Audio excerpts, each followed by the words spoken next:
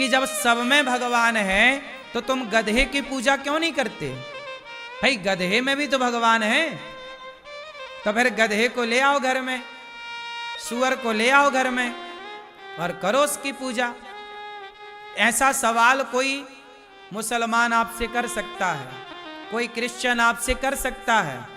तो जब कोई सवाल करे तो उत्तर क्या देना है, उत्तर क्या होगा, वो जरा ध्यान पूर्वक सुनो। चलिए मैया पूजा करने,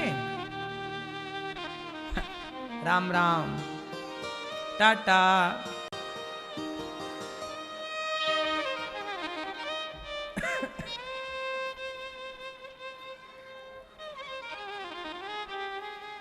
सब में भगवान, हम हिंदू, हम सनातनी मानते हैं कि सब में मेरे भगवान का वास है। फिर कोई आपसे सवाल कर देगा कि सब में भगवान है तो सुअर की पूजा क्यों नहीं करते, गधे की पूजा क्यों नहीं करते, कुत्ते की पूजा क्यों नहीं करते? करो मैया। अब कोई आपसे सवाल कर दे कि फिर कुत्ते की पूजा करो तो क्यों नहीं करती हो, बताओ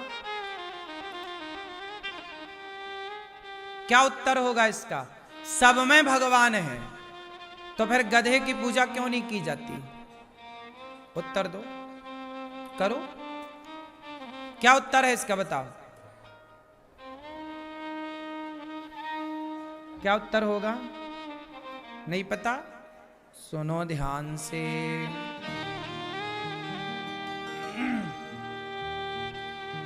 सब में भगवान तो होते हैं, हम सबको भगवान के रूप में देखते हैं। हम गधे का भी तो अनादर नहीं करते ना,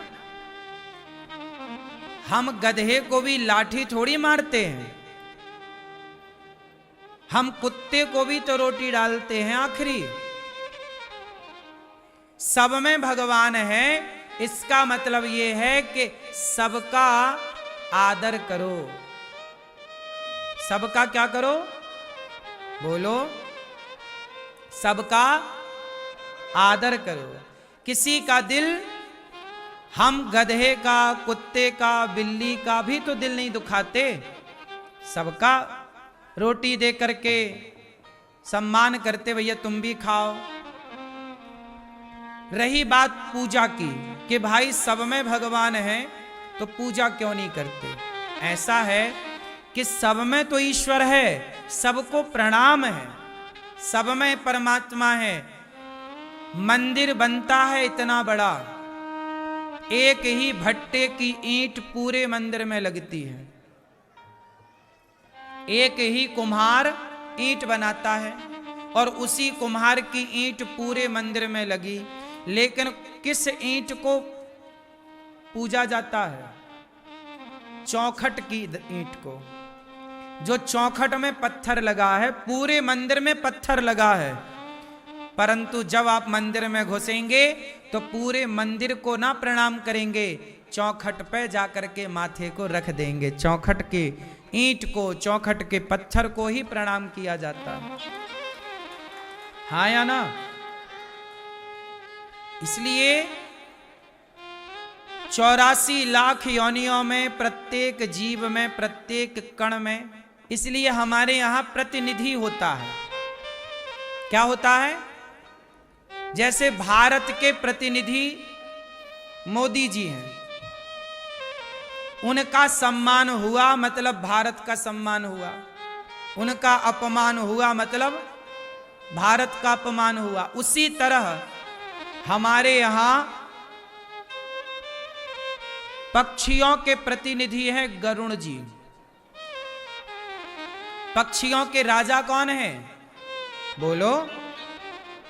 तो उड़ने वाले जितने हैं, राजा को पूज लिया तो प्रजा पूज गई। तो हमारे हिंदू धर्म में भगवान नारायण के मंदिर में गरुड़ जी का स्तंभ होता है, गरुड़ स्तंभ। जगन्नाथपुरी में मंदिर के ठीक सामने गरुड़ स्तंभ है, रंगनाथ भगवान के मंदिर के ठीक सामने गरुड़ स्तंभ है। तो गरुण जी भगवान नारायण किस पर चलते हैं? मंदिर में घंटी होती है, घंटी कौन होती है? किसकी तस्वीर होती है घंटी पे? गरुण जी की। तो गरुण जी की पूजा कर ली, गरुण जी का आदर कर लिया, तो प्रत्येक पक्षी का आदर हो गया। दुर्गा जी का वाहन है शेर। दुर्गा जी का वाहन है, हमारे यहां मंदिरों में शेर होते हैं। मंदिरों में शेर की पूजा होती कि नहीं? दुर्गा जी जहां है वहां शेर भी होगा। तो शेर है जंगल का, तो शेर की पूजा कर ली, तो ये जो जानवर की श्रेणी में जितने आ गए सबकी पूजा हो गई। नहीं हो गई भाई? सबके राजा को पूज लिया ना, तो हमने सबको भगवान माना, इसलिए भगवान के साथ सबको बिठाया। जहां दुर्गा है वहां शेर है। हमने बैल को पूजा, नंदी, जहां शंकर है वहां नंदी, प्रतिनिधि है नंदी। हमने सांप को पूजा नाग पंचमी में। तो जहां कीट पतंगों को मानने की बात हो, तो कीट पतंगों की श्रेणी में सांप, सबके राजा हैं उस श्रेणी के जीवों के, तो सांप की पूजा कर ली तो सबकी हो गई। हाँ या ना? तो हम लोग 84 लाख योनियों की पूजा कैसे करें? इसलिए 84 लाख योनियों के प्रतिनिधि की पूजा कर लो तो सबकी पूजा हो गई। जैसे हर देश के प्रधानमंत्री को बुला लो तो हर देश का सम्मान हो गया। नहीं, सही है कि गलत है? ऐसे ही हम सनातनी सबकी पूजा करते हैं, हम सबका आदर करते हैं। इसलिए हमारे यहां देवता बहुत हैं, 33 कोटि देवता हैं। भगवान कितने हैं? एक। देवता 33 करोड़ हैं। देवता अलग हैं और भगवान भगवान है, देवता देवता है। देवता कौन है? अच्छा बताओ, देवता कौन है? इंद्र कौन है? देवता। अग्नि कौन है? जल कौन है? देव। सब देवता की श्रेणी में है। राम कौन है? भगवान। राम देवता श्रेणी में नहीं है। कृष्ण कौन है? नारायण कौन है? शंकर जी कौन है? अच्छा, शंकर जी दोनों श्रेणी में आते हैं, देवाधिदेव महादेव। तो शंकर जी देव श्रेणी में भी हैं, देवाधिदेव। और शंकर भगवान। शंकर जी किसका ध्यान करते हैं? शंकर जी किसका ध्यान करते हैं? राम का। शंकर जी किसका ध्यान? राम कौन है? नारायण भगवान। तो शंकर जी जिनका ध्यान करें उन्हीं को भगवान कहते हैं, और वह एक है। वह एक है। तो कुल मिलाकर निष्कर्ष ये निकला कि हमने सब में ईश्वर को देखा। व्यवहार, हमने भाव में तो गधे में भगवान देखा, पर व्यवहार में गधे को बिठा के पूजा नहीं की जा सकती। एक होता है भाव, एक होता है व्यवहार। तो जो व्यवहार है वो भाव नहीं बन सकता, और जो भाव है वो व्यवहार नहीं बन सकता। भाव में तो हम सबका आदर करते हैं, नहीं? अच्छा ये बताओ, आपका आपके जेठ के लिए भाव है कि नहीं? जेठानी के लिए भाव है कि नहीं? सास ससुर के लिए भाव है कि नहीं? अतिथि के लिए भाव है कि नहीं? लेकिन भाव है, इसका मतलब ये नहीं कि जो व्यवहार पति के साथ हो रहा है वो व्यवहार औरों के साथ होने लग जाए।